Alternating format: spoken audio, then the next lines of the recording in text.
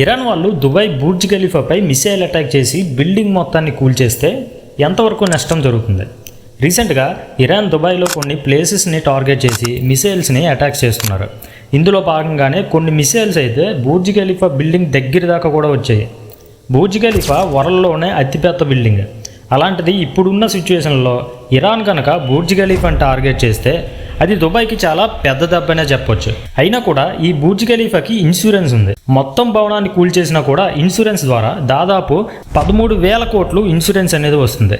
ఈ బిల్డింగ్ని కన్స్ట్రక్ట్ చేసిన ఎంఆర్ అనే కంపెనీ వీళ్ళు ఈ బిల్డింగ్ కన్స్ట్రక్షన్ టైంలోనే ఇన్సూరెన్స్ అనేది చేయించారు. ఇప్పటికీ కూడా బుర్జ్ ఖలీఫా వాళ్ళు ప్రతి నెల 80 నుండి 90 లక్షల ప్రీమియంని కడుతూ ఉంటారు.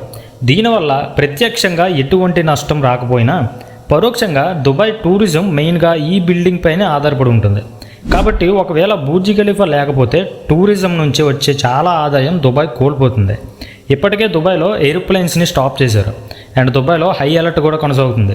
ఈ సిచ్యువేషన్లో ఇరాన్ బుర్జ్ ఖలీఫాని అటాక్ చేస్తే దాని పరిణామాలు చాలా తీవ్రంగా మారుతాయి. ఇప్పటికే దుబాయ్ ఇరాన్పై వార్ని ప్రకటించింది. దీనికి సంబంధించి ప్రతి డీటెయిల్ని కవర్ చేస్తూ వీడియో కూడా చేశాను, ఒకసారి ఛానల్లో చెక్ చేయండి. అండ్ మన ఛానల్ని సబ్స్క్రైబ్ చేసుకోవడం మర్చిపోకండి. Thanks for watching.